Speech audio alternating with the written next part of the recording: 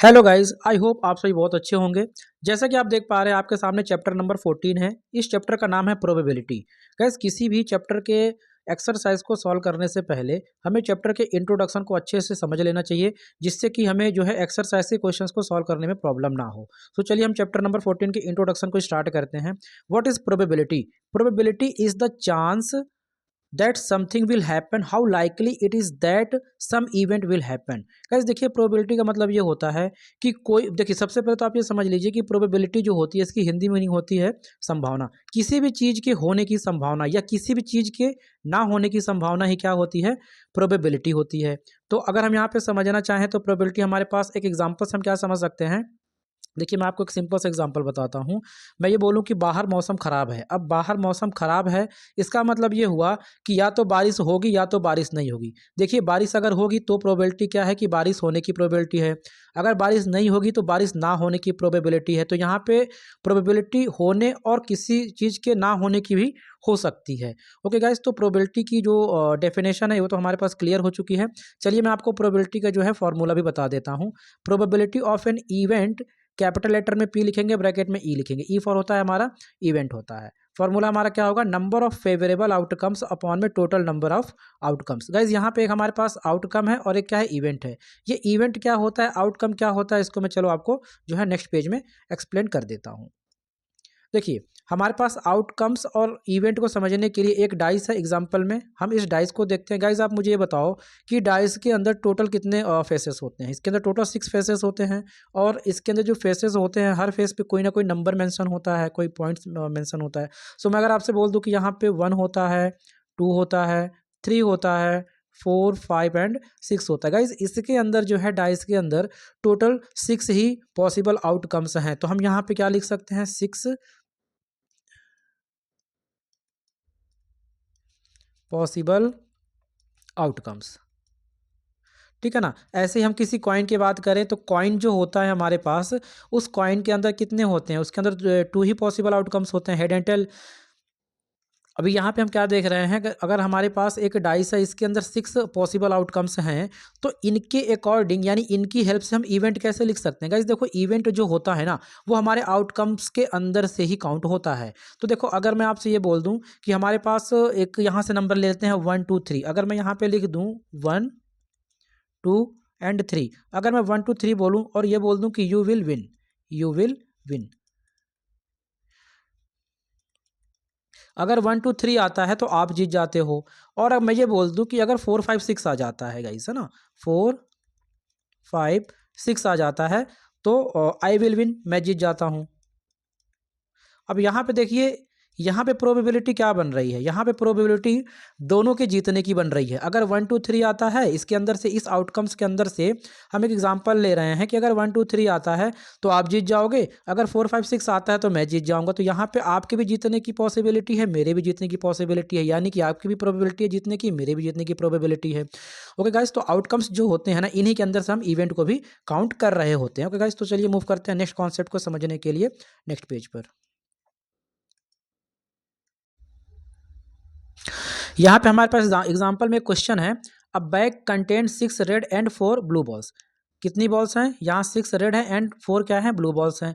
1 ball draw at random. हम क्या करते हैं, उस बैग के अंदर जो है हमारे पास कितनी बॉल्स रखी हुई हैं? 6 रेड एंड 4 ब्लू बॉल्स रखी हुई हैं। हम क्या करते हैं, वहां से एक रैंडमली कोई एक बॉल निकाल लेते हैं। अब बॉल जब निकालते हैं गाइस, तो हमें क्या बताना है? The probability that the ball is blue. हमें ब्लू बॉल की प्रोबेबिलिटी बतानी है, ब्लू बॉल की। सो देखिए, हम क्या करेंगे, सबसे पहले आप मुझे बताओ कि यहाँ पे जो टोटल बॉल्स हैं वो कितनी है। सबसे पहले हम यहाँ पे लिख लेते हैं टोटल बॉल्स। देखिए, टोटल बॉल्स हमारे पास, देखिए 6 क्या है? रेड है। मैं यहाँ पे ऊपर आर फॉर रेड लिख देता हूँ, प्लस 4 हमारे पास क्या है? ब्लू। यहाँ बी फॉर ब्लू लिख देता हूँ।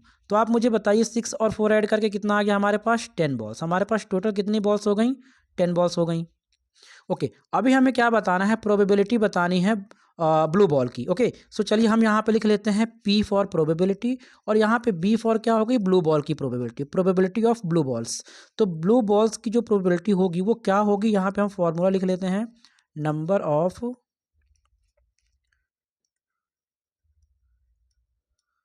ब्लू बॉल्स अपॉन में टोटल बॉल्स।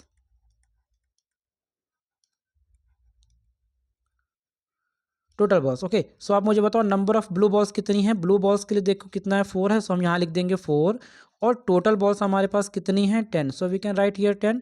इसे हम कैंसिल आउट कर लेते हैं, 2 2 ज़ा 4 एंड 2 5 ज़ा 10। सो हमारे पास जो 2/5 होगा वो किसकी प्रोबेबिलिटी होगी, वो ब्लू बॉल की प्रोबेबिलिटी होगी गाइस। तो यहाँ पे हमारा आंसर आ चुका है। चलिए नेक्स्ट कॉन्सेप्ट को समझने के लिए मूव करते हैं नेक्स्ट पेज पर। अब देखिए यहाँ पे हमारे पास जो है कुछ इंपॉर्टेंट पॉइंट्स हैं। इन इंपॉर्टेंट पॉइंट को समझना बहुत ज़रूरी है। देखिए यहाँ पे क्या है गाइस, हमारे पास the probability of an event is always equal और ग्रेटर देन जीरो। ठीक है ना। देखिए हमारी जो प्रोबेबिलिटी होगी गाइज वो क्या होगी, हमेशा जीरो से क्या होगी, बड़ी होगी। ठीक है ना, जीरो से बड़ी होगी। और कहाँ तक होगी, वो 1 तक होगी। मतलब हमारी प्रोबेबिलिटी 1 हो सकती है लेकिन जीरो नहीं हो सकती है। मैंने क्या बोला, जीरो से बड़ी होगी। ओके, जीरो से बड़ी होगी तो 1 होगी, और 1 से बड़ी प्रोबेबिलिटी कोई नहीं हो सकती है। ओके, अभी हम बता दें गाइज आपको कि 0 और 1 के बीच में जो है बहुत सारे नंबर्स होते हैं। जैसे 0 पॉइंट हम 01 लिख सकते हैं, 0 पॉइंट समथिंग कोई नंबर लिख सकते हैं। तो इसका मतलब ये हुआ कि प्रोबेबिलिटी हमारी 0 नहीं होगी लेकिन 0 पॉइंट समथिंग कोई नंबर हो सकती है। अब यहाँ पे हम क्या बता रहे हैं, the probability of an event is always equal और ग्रेटर देन 0। तो इसको हम लिख के बता देते हैं। देखिए यहाँ पे हम क्या लिख सकते हैं, ये हमारे पास प्रोबेबिलिटी है ना। प्रोबेबिलिटी क्या हो सकती है गाइज हमारी, इज ग्रेटर देन और इक्वल टू, इसे हम क्या पढ़ेंगे, इज ग्रेटर देन और इक्वल टू 0। है ना, क्लियर है ना फर्स्ट पॉइंट हमारे पास। सेकंड पॉइंट को समझ लेते हैं, क्या है, the probability of an event is always equal और लेस देन 1। यहाँ पे मैं आपको लिख के बता देता हूँ, जो हमारी प्रोबेबिलिटी होगी ना वो क्या होगी हमारी, वो क्या होगी, लेस देन और इक्वल टू 1। ठीक है ना, यहाँ पे हमारे पास गैस क्या समझ में आ रहा है, हमारी जो प्रोबेबिलिटी होगी इज लेस देन और इक्वल टू 1। ठीक है ना, उसके बाद हम थर्ड पॉइंट को समझ लेते हैं, the probability of an event is never negative. यानी कि हमारी जो प्रोबेबिलिटी होगी कभी भी नेगेटिव का मतलब क्या होगा, माइनस में नहीं हो सकती है ना। जैसे कि मान लेते हैं हम कि हमारे पास 2 लिखा हुआ है, -6 लिखा हुआ है, -4 लिखा हुआ है, तो ऐसी प्रोबेबिलिटी हो ही नहीं सकती है। मतलब हम कह सकते हैं कि हमारी जो भी प्रोबेबिलिटी होती है वो माइनस में, नेगेटिव में कभी नहीं होगी। ओके ना, चलिए कुछ इसके हम क्या करते हैं, पॉइंट नंबर 4 को समझ लेते हैं। अगर हमारा जो प्रोबेबिलिटी है वो क्या है, 0 है, अगर हमारी प्रोबेबिलिटी क्या है, 0 है, then it is called an impossible event. हमारी प्रोबेबिलिटी अगर 0 होगी तो वो क्या होगी, हमारी एक इम्पॉसिबल इवेंट होगी। मतलब कि ऐसी वैल्यू एग्जिस्ट नहीं करती है इन दिस चैप्टर। ओके, उसके बाद हम फिफ्थ पॉइंट को समझ लेते हैं, इफ़ प्रोबेबिलिटी इक्वल टू 1। अगर हमारी प्रोबेबिलिटी क्या है, 1 है, then it is sure event. मतलब कि श्योर इवेंट का मतलब ये हुआ कि गाइज अगर प्रोबेबिलिटी 1 है तो वहाँ पे वो चीज़ होने की संभावना है। ठीक है ना, वहाँ पे उस काम के होने की संभावना है। मतलब वहाँ पे जो इवेंट होगा वो क्या होगा, श्योर इवेंट होगा। गाइज जैसे देखो, अगर हम एक कॉइन ले लेते हैं, उसको हम ऊपर की ओर फेंकते हैं तो उसके अंदर से हेड और टेल दोनों आने की पॉसिबिलिटी है। तो वहाँ पे हेड भी आ सकता है, टेल भी आ सकता है ना। तो वहाँ पे कोई एक ही इवेंट आएगा ना गाइज। वहाँ पे अगर हम उसको फेंकते हैं तो या तो हेड आया एक इवेंट, या तो टेल आया वो भी एक इवेंट। ओके, सो वहाँ पे हम क्या कह सकते हैं कि अगर हमारी प्रोबेबिलिटी 1 है तो वो हमारी क्या होगी, श्योर इवेंट होगी। उसके बाद देखिए यहाँ पे 6 नंबर पॉइंट में क्या लिखा हुआ है, equally likely outcomes chances of event happened 50%।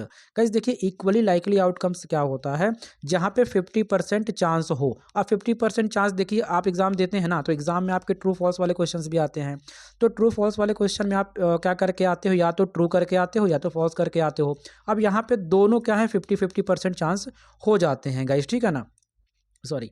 सो अभी हम क्या करेंगे कि नेक्स्ट कॉन्सेप्ट को समझने के लिए मूव करते हैं नेक्स्ट पेज पर। अब देखिए यहाँ पे हमारे पास कॉम्प्लीमेंट्री इवेंट्स हैं।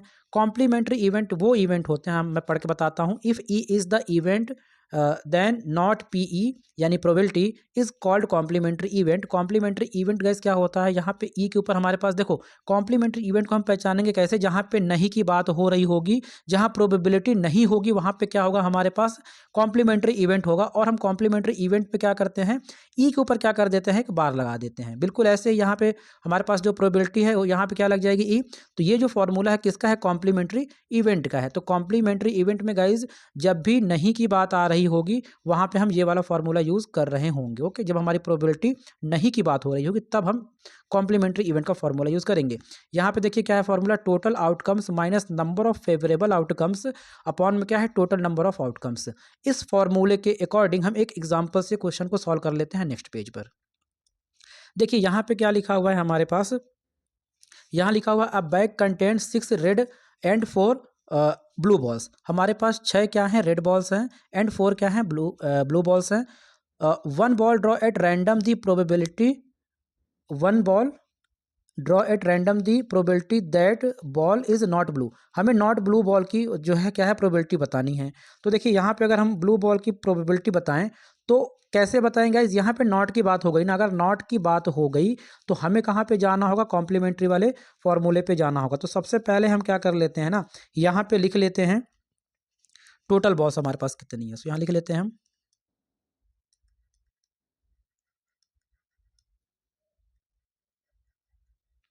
टोटल बॉल्स हमारे पास कितनी होंगी। यहाँ पे आप देखिए 6 क्या है, रेड हैं, प्लस 4 क्या है, B4 ब्लू है। तो टोटल बॉल्स कितनी हो गई, 10 बॉल्स हो गई।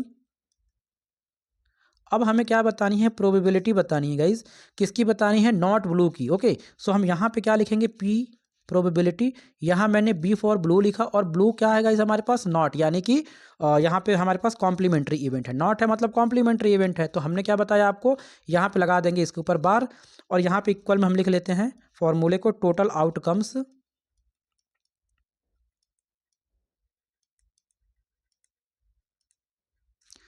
आउटकम्स माइनस नंबर ऑफ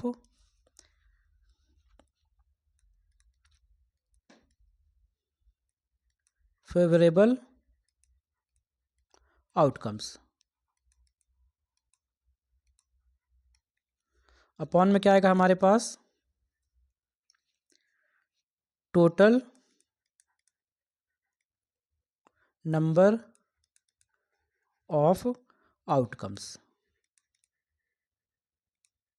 अब देखिए बहुत सिंपल है, यहाँ पे टोटल आउटकम्स हमारे पास कितने हैं भाई, 10 हैं। सो हम यहाँ क्या कर देंगे, 10 लिख देंगे। ये माइनस है, माइनस भी लगा देंगे। नंबर ऑफ फेवरेबल आउटकम्स, तो guys number of favourable outcomes हमें किसकी बात हो रही है, नॉट ब्लू की हो रही है बात ना। तो नॉट ब्लू कितनी बॉल्स है, 4 है। सो हम यहाँ पे क्या कर देंगे, 4 लिख देंगे। अपॉन में टोटल नंबर ऑफ आउटकम्स कितनी है, 10 बॉल्स है ना टोटल। सो हम यहाँ पे क्या कर देंगे, 10 लिख देंगे। ओके, यहाँ पे मैं आगे यहाँ सॉल्व कर देता हूँ। 10 में आप 4 माइनस कीजिए तो 6 आ जाएगा। अपॉन में हमारे पास 10 है, कैंसिल आउट करते हैं इसे। ये हमारा हो जाएगा 2 3 ज़ा एंड 2 5 ज़ा। तो गाइज यहाँ पे जो है 3/5 जो है इस क्वेश्चन का आंसर आता है। और 3/5 जो है ना, नॉट ब्लू यानी जो है ब्लू बॉल ना होने की प्रोबेबिलिटी ये होगी। ओके गाइज, सो अगर आप मेरे चैनल पर फर्स्ट टाइम विजिट कर रहे हैं तो मेरे चैनल को सब्सक्राइब कर लें, जिससे कि टाइम टू टाइम नोटिफिकेशन आपको मिलती रहे। So thank you so much, मिलते हैं नेक्स्ट वीडियो में।